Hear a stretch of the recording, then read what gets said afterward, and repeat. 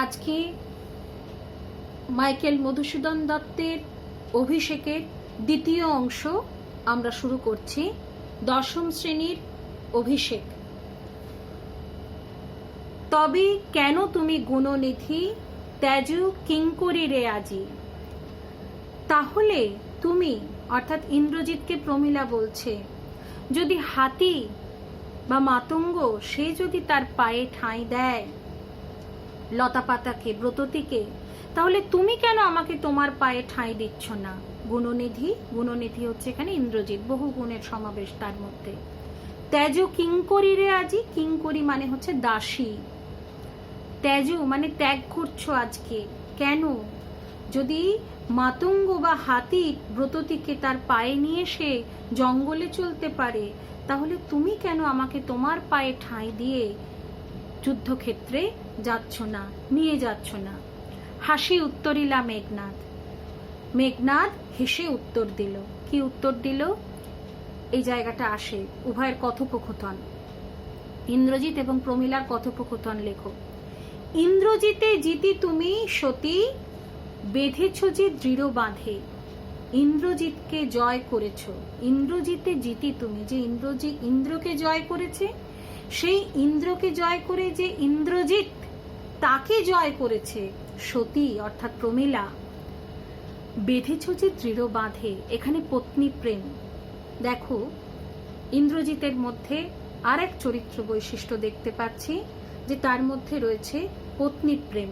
এই কথা থেকে যখনই চরিত্র বৈশিষ্ট্য লিখতে হবে তখন উক্তির আলোকে চরিত্র বিশ্লেষণ করবে। দেওয়া থাক বা না থাক, তোমাকে উক্তির আলোকেই চরিত্র বিশ্লেষণ করতে হবে, মানে কথার মধ্যে দিয়ে মানুষের চরিত্র কিভাবে ফুটে উঠেছে। ইন্দ্রজিতে জিতি তুমি সতী বেঁধেছ যে দৃঢ় বাঁধে, অর্থাৎ তুমি ভালোবাসার বাঁধনে আমাকে বেঁধেছ। বলছেন কে? ইন্দ্রজিৎ। পত্নী প্রেমে বাঁধা পড়েছে ইন্দ্রজিৎ। কে পারে খুলিতে সে বাঁধে? এমন কোনো শক্তি নেই, এমন কেউ নেই যে সেই দৃঢ় বন্ধনকে ছিঁড়ে ফেলতে পারে।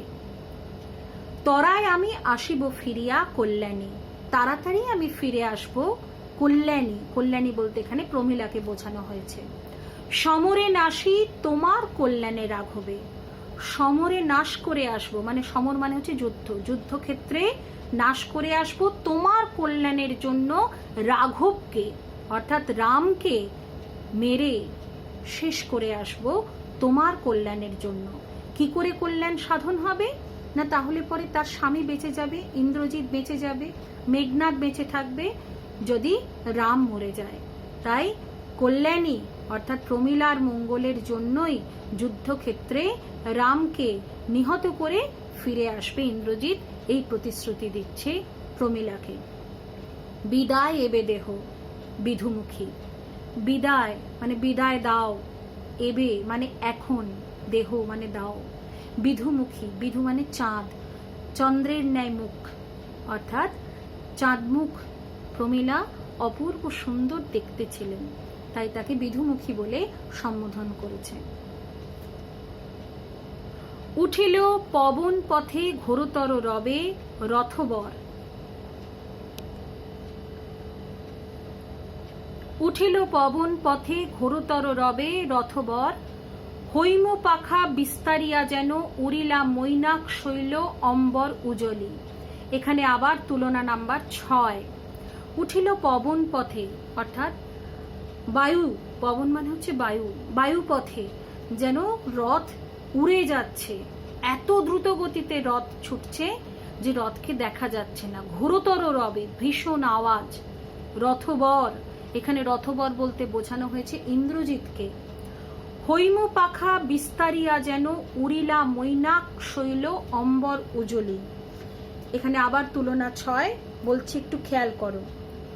পর্বতরাজ হিমালয়ের পুত্র এবং পার্বতীর জ্যেষ্ঠ ভ্রাতা মৈনাক পর্বত। পুরাকালে পর্বতরা পাখির মতো সোনার ডানা মেলে আকাশপথে বিচরণ করত। দেবরাজ ইন্দ্র একবার অত্যন্ত ক্রুদ্ধ হয়ে পর্বতদের পক্ষচ্ছেদন করেছিলেন, কিন্তু মৈনাক পর্বত পবনদেবের সাহায্যে সাগরে আশ্রয় নিয়ে ইন্দ্রের রোষ থেকে রক্ষা পান। তো সেই মৈনাক শৈলের মতো কে চলেছে না ইন্দ্রজিৎ বা মেঘনাদ চলেছে, অম্বর উজ্জ্বলী, আকাশকে উজ্জ্বল করে সোনার ছটা ছড়িয়ে দিয়ে ছুটে চলেছে তার রথ নিয়ে। সিঞ্জিনী আকর্ষী রোষে টঙ্কারিলা ধনু বীরেন্দ্র। সিঞ্জিনী মানে হলো নূপুর একটা অর্থ হয়, এখানে কিন্তু ধনুকের গুণ বা ছিলা, ধনুকের যে ছিলা। আকর্ষী, আকর্ষী মানে হচ্ছে আকর্ষণ করে। টঙ্কারিলা, টঙ্কার মানে হচ্ছে ধনুকের ছিলার শব্দ। পখীন্দ্র, বীরেন্দ্র মানে ইন্দ্রজিৎ, পখীন্দ্র মানে হচ্ছে গরুর, নাদে মানে হচ্ছে শব্দ করে। পখীন্দ্র যথা নাদে মেঘ মাঝে ভৈরবে। তুলনা নাম্বার 7।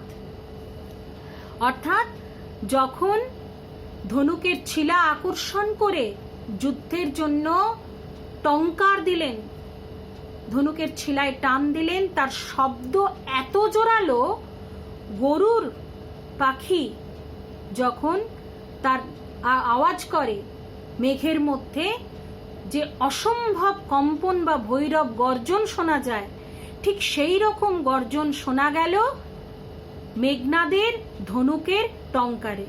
তুলনা নাম্বার 7। কাঁপিলা লঙ্কা কাঁপিলা জলধি, এটা তুলেও প্রশ্ন আসে। কাঁপিলা লঙ্কা অর্থাৎ সেই ধনুকের ছিলার টানে কেঁপে উঠল লঙ্কা, কেঁপে উঠল জলধি, অর্থাৎ সমুদ্র কেঁপে উঠল, মানে জগৎ কেঁপে উঠল। সাজিছে রাবণ রাজা বীর মদে মাতি। এইবার এই পর্যন্ত গেল ইন্দ্রজিতের কথা, এবার চলে আসছে রাবণ রাজার প্রসঙ্গে।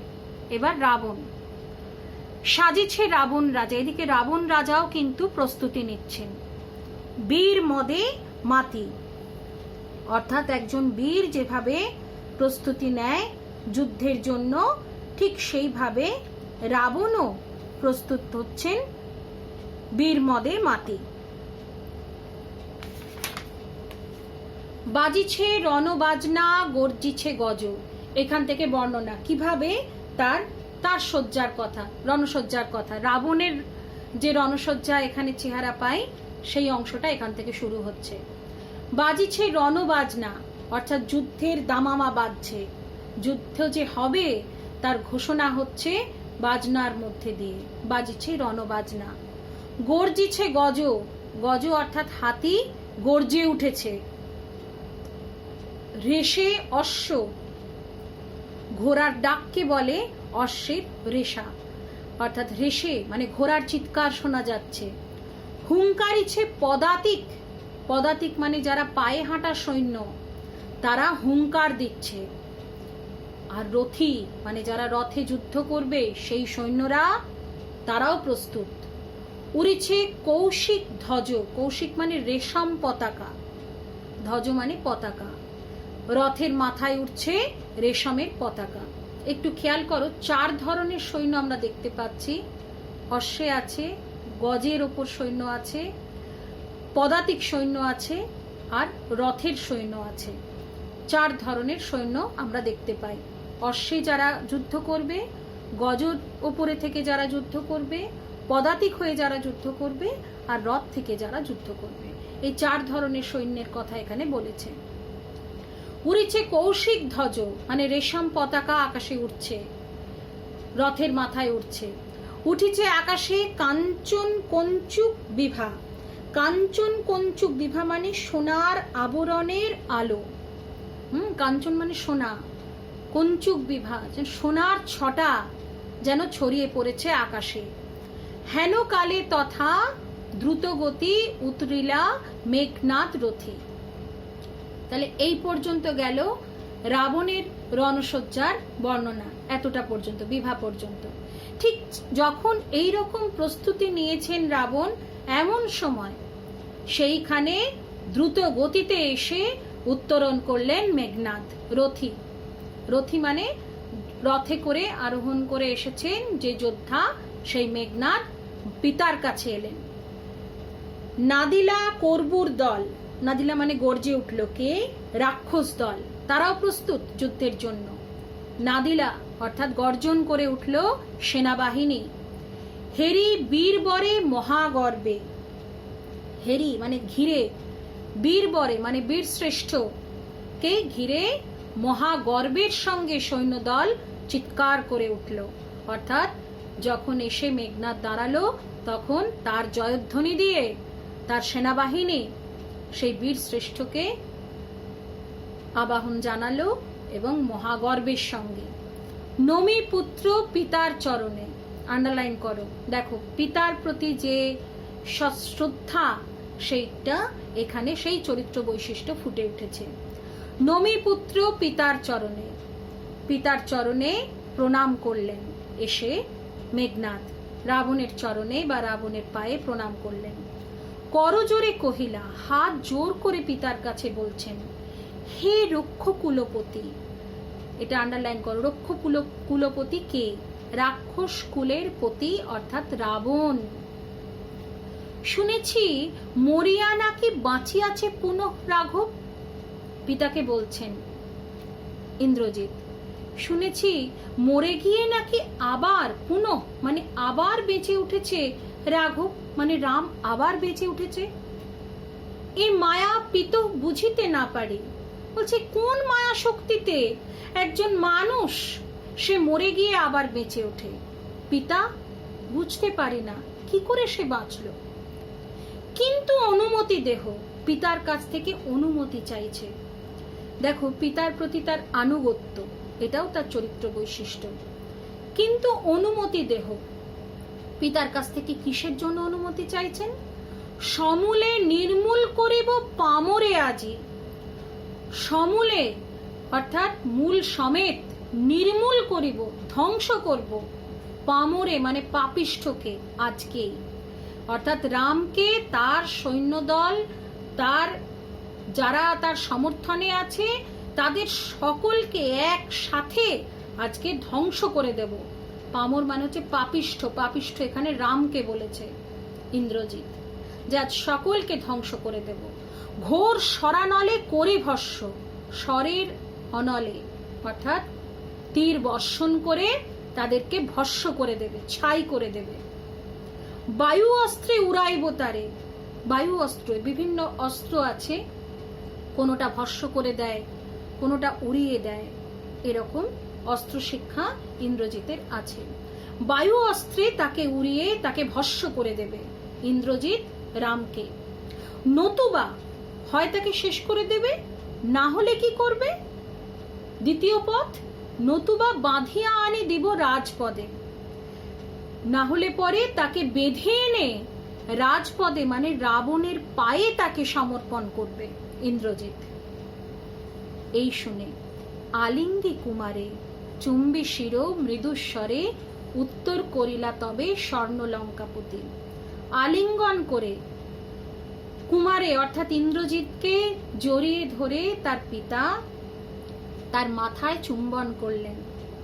দেখো রাবণের মধ্যে যে পিতৃস্নেহ এখানে ফুটে উঠেছে। একদিকে সে যোদ্ধা, এটা আবার রাবণের চরিত্রের মধ্যে পড়ে। রাবণ একদিকে যোদ্ধা, তার যুদ্ধের সাজ দেখলাম, আরেকদিকে দেখো তার সন্তান বাৎসল্য, তার যে পিতৃসুলভ হৃদয় এখান থেকে পরিস্ফুট হয়েছে। বারবারই বলছি কবিতা প্রসঙ্গে চরিত্র বিশ্লেষণ করবে।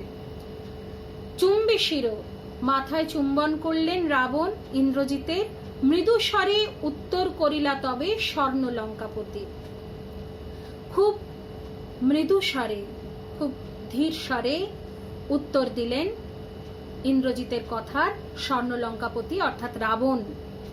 রাক্ষসকুল শেখর তুমি বৎস, তুমি রাক্ষসকুল ভরসা। আন্ডারলাইন করো, ভেরি ইম্পর্টেন্ট, দুটোই আসে তুলে প্রশ্ন। রাক্ষসকুল শেখর তুমি অর্থাৎ রাক্ষসকুলের শেখর মাথা, তুমি বৎস। ইন্দ্রজিৎ হচ্ছে রাক্ষসকুলের প্রধান, তুমি রাক্ষসকুলের একমাত্র ভরসা। এ কাল সমরে নাহি চাহে প্রাণ মম পাঠাইতে তোমা বারংবার। এই কাল যুদ্ধে, কাল সমরে, যে যুদ্ধ সমস্ত কিছু গ্রাস করে নিচ্ছে, একে একে প্রিয়জনকে গ্রাস করে নিচ্ছে, এই যুদ্ধে পিতা হয়ে তার সেই সম্বলকে প্রাণ চাইছে না পাঠাতে বারবার। তাই বলছে নাহি চাহে প্রাণ মম পাঠাইতে তোমা বারংবার।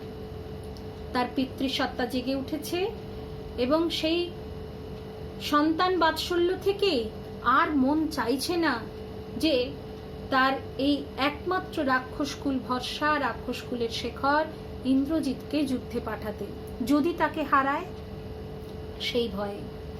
হায় বিধি বাম মম প্রতি, বলছে বিধি মানে বিধাতা, বাম মানে বিমুখ আমার প্রতি, এটাও তুলে প্রশ্ন আসে।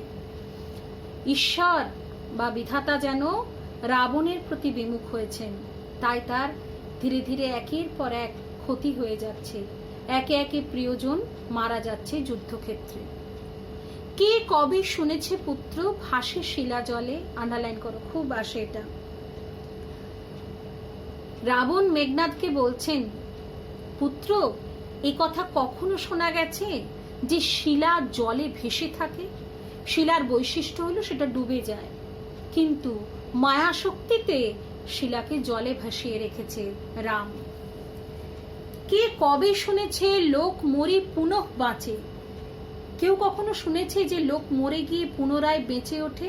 কিন্তু রাম মায়া শক্তিতে বেঁচে উঠেছে। উত্তরিলা বীর দর্পে অসুরারি রিপু, উত্তর করল বীর দর্পের সঙ্গে, অর্থাৎ এই রকম পরিস্থিতিতেও কিন্তু মেঘনাদ বা ইন্দ্রজিৎ ভেঙে পড়েননি। ভেঙে না পড়ে তিনি বীর দর্পের সঙ্গে উত্তর দিচ্ছেন। অসুরারি রিপু, অসুরের ওরি, তার শত্রু মানে ইন্দ্রজিৎ। অসুরের ওরি, অসুরের শত্রুকে মানব মানে রাম, রামের রিপু মানে রামের শত্রু হচ্ছে ইন্দ্রজিৎ। অসুরারি রিপু, উত্তরিলা বীর দর্পে অসুরারি রিপু। দর্পের সঙ্গে ইন্দ্রজিৎ বললেন, কি ছাড় সে নর, তারে ডরাও আপনি রাজেন্দ্র। বলছে কি সামান্য, কি ছাড় মানে কি সামান্য সেই মানুষ রাম, তাকে ডরাও, তাকে ভয় পাও। আপনি মানে তুমি, এই রাজেন্দ্র অর্থাৎ রাবণ তুমি ভয় পাচ্ছ, পিতা তুমি ভয় পাচ্ছ। থাকিতে দাস যদি যাও রণে, তুমি এ কলঙ্ক পিত ঘুষিবে জগতে। বলছে দেখো এখানে পিতার প্রতি কেমন আনুগত্য, কেমন পিতার প্রতি শ্রদ্ধা। দেখো থাকিতে দাস, দাস হচ্ছে পিতার কাছে ইন্দ্রজিৎ নিজেকে দাস বলছেন। যদি যাও রণে তুমি, অর্থাৎ সন্তান বেঁচে থাকতে, উপযুক্ত সন্তান, যোদ্ধা সন্তান বেঁচে থাকতে যদি তার পিতা রণক্ষেত্রে যায়, তাহলে ওই সন্তানের কলঙ্ক লাগবে এবং সেই কলঙ্ক পিতা সারা জগতে ছড়িয়ে পড়বে, ঘুষিবে জগতে, সারা জগতে সারা জীবন সেই কলঙ্ক থেকে যাবে। হাসিবে মেঘবাহন, মেঘবাহন হচ্ছে ইন্দ্রজিৎ, তিনিও যেন তা ইন্দ্রজিৎকে ঠাট্টা করবেন। হাসিবে মেঘবাহন, ইন্দ্র যেন এই দৃশ্য দেখলে পরে যে সন্তান বেঁচে থাকতে, ইন্দ্রজিতের মতন সন্তান বেঁচে থাকতে রাবণের মতন পিতাকে যদি যুদ্ধক্ষেত্রে যেতে হয়, তাহলে মেঘবাহন ইন্দ্র, সেই ইন্দ্র দেবতাও হাসবেন। রুষিবেন দেব অগ্নি, অগ্নিদেবও রুষ্ট হবেন। দুইবার আমি হারানু রাঘবে, কবার? এগুলো এমসিকিউ এর জন্য। দুইবার আমি হারানু রাঘবে, দুবার হারিয়েছেন ইন্দ্রজিৎ রাঘবকে বা রামকে যুদ্ধক্ষেত্রে। আর একবার পিত, আর একবার শেষবার দেহ আজ্ঞা মোরে, শেষবারের মতো পিতার কাছ থেকে ইন্দ্রজিৎ আজ্ঞা চাইছে রামকে বধ করবার জন্য যুদ্ধক্ষেত্রে যাবে বলে। দেখিব এবার বীর বাঁচে কি ঔষধে, বলছে এই শেষবার দেখব কোন ঔষধে, কোন মায়া শক্তিতে সে আবার বেঁচে ওঠে। অর্থাৎ এই শেষবার তাকে নিশ্চিত মৃত্যুর মুখে পাঠাবেই ইন্দ্রজিৎ। কহিলা রাক্ষসপতি, তখন রাক্ষসপতি অর্থাৎ রাবণ বললেন, খেয়াল করো এইখানে পিতা আর পুত্রের যে কথোপকথন, এটাও কিন্তু আসে, ভেরি ইম্পর্টেন্ট, পিতা পুত্রের কথোপকথন। কহিলা রাক্ষসপতি, রাক্ষসপতি মানে রাবণ, কুম্ভকর্ণ বলি ভাই মম। কুম্ভকর্ণ হচ্ছে রাবণের ভাই। আমরা জানি রাবণ, কুম্ভকর্ণ আর বিভীষণ, এই তিনজন হচ্ছে ভাই। বিভীষণকে আমরা বলি ঘরের শত্রু। বিভীষণ ন্যায়ের দিকে গেছিল, সেই জন্য সে রামের পক্ষে যোগ দেয়। তো কুম্ভকর্ণ, যার বৈশিষ্ট্য ছিল কি আমরা জানি, 6 মাস ঘুমোতো, 6 মাস জেগে থাকতো। তো যখন সে ঘুমের সময় তখন তাকে তুলে যুদ্ধক্ষেত্রে পাঠানো হয় বলে সেও মারা গেছিল। কুম্ভকর্ণ বলি ভাই মম। বলি মানে বলশালী। কুম্ভকর্ণ বিশাল বলশালী, বিরাট বড় যোদ্ধা। ভাই মম, রাবণের ভাই। তাই আমি জাগানো অকালে, অকালে মানে যে 6 মাস ঘুমোতো, সেই 6 মাস ঘুমের সময়ে তাকে জাগানো হয়েছিল কুম্ভকর্ণকে। ভয়ে, অর্থাৎ তাকে যুদ্ধক্ষেত্রে ভয় পেয়ে পাঠিয়েছিল, সে নিশ্চয়ই জিতে আসবে। হায় দেহ তার দেখো সিন্ধু তীরে ভূপতিত। সেই কুম্ভকর্ণের দেহ কোথায় পড়ে আছে? সাগর তীরে ভূপতিত হয়ে আছে, মাটিতে পড়ে রয়েছে। কেমন? এখানে আবার তুলনা নাম্বার 8। গিরিশৃঙ্গ কিংবা তরু যথা বজ্রাঘাতে। বজ্রের আঘাতে গিরিশৃঙ্গ বা তরু অর্থাৎ বৃক্ষ যেরকম ভূপতিত হয়, ঠিক সেই রকম কুম্ভকর্ণ ভূপতিত হয়ে পড়ে রয়েছে। তবে যদি একান্ত সমরে ইচ্ছা তব, এই সব কিছু জেনে শুনে তারপরেও যদি ইন্দ্রজিৎ তোমার একান্ত যুদ্ধে যেতে ইচ্ছা থাকে, বৎস আগে পুজো ইষ্টদেবে। ইষ্টদেব মানে অগ্নির পুজো করো, অগ্নিদেবের পুজো করো সমরে যাবার আগে। নিকুম্ভিলা যজ্ঞ সাঙ্গ করো। নিকুম্ভিলা যজ্ঞাগারে গিয়ে অগ্নিদেবের পুজো সাঙ্গ করে তবেই তুমি যজ্ঞে যাও বীরমণি। অর্থাৎ বীরমণি হচ্ছে এখানে ইন্দ্রজিৎ। এখানে নামকরণের সার্থকতার লাইন চলে আসছে। সেনাপতি পদে আমি বরিনু তোমারে। এই যে অভিষেক হচ্ছে এবার এই অংশটা। সেনাপতি পদে, যুদ্ধে যাবার জন্য সেনাপতি পদে বরণ করে নিলেন রাবণ ইন্দ্রজিৎকে। দেখো, অস্তাচলগামী দীননাথ এবে, অর্থাৎ সূর্য অস্ত যাচ্ছে। দীননাথ মানে সূর্য অস্ত যাচ্ছে, এবে মানে এখন। এখন সূর্য অস্ত যাচ্ছে, তার মানে কি সন্ধ্যা নেমে আসছে। প্রভাতে যুঝিও, অর্থাৎ রাত্রে নয়, রাত্রে যজ্ঞ করো, অগ্নিদেবের পুজো করো, ইষ্টদেবের পুজো করো, করে প্রভাতে তুমি যুদ্ধক্ষেত্রে যেও। বৎস রাঘবের সাথে, অর্থাৎ রামের সাথে প্রভাতে যুদ্ধ করো। এতে কহিয়া রাজা যথাবিধি লয়ে। এই পর্যন্ত বলে রাজা যথাবিধি লয়ে অর্থাৎ নিয়ম মতন গঙ্গোদক, গঙ্গা জল দিয়ে অভিষেক করিলা কুমারে। অভিষিক্ত করলেন সেনাপতি পদে মেঘনাথকে। এবার চলে এসো যেখান থেকে কিছু ওপেন এন্ডেড বা মুক্ত পরিসরের প্রশ্ন আসে। আচ্ছা, মাইকেল মধুসূদন প্রথম জীবনে ইংরেজি ভাষায় 2টি গ্রন্থ রচনা করলেও পরবর্তী পর্যায়ে কবি মধুসূদন কি কি গ্রন্থ রচনা করেছেন দেখে রাখো।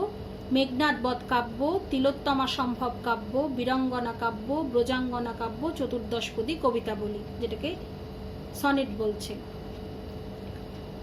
আর নাটকের মধ্যে দেখো রত্নাবলী, শর্মিষ্ঠা, পদ্মাবতী, কৃষ্ণকুমারী, এই নাটকগুলো রচনা করেছেন। আর প্রহসন 2টো আছে, 2টি প্রহসন সৃষ্টি করেছেন তিনি। একেই কি বলে সভ্যতা ও বুড়ো শালিকের ঘাড়েরও, এই 2টি প্রহসনমূলক তার লেখা। পদ্মাবতী নাটকে তিনি প্রথম অমিত্রাক্ষর ছন্দ, খেয়াল করো বানানটা, অমিত্রাক্ষর ছন্দ ব্যবহার করেন। অভিষেক শীর্ষক কাব্যাংশটি কবির মেঘনাদ বধ কাব্য এর প্রথম সর্গ থেকে নেওয়া।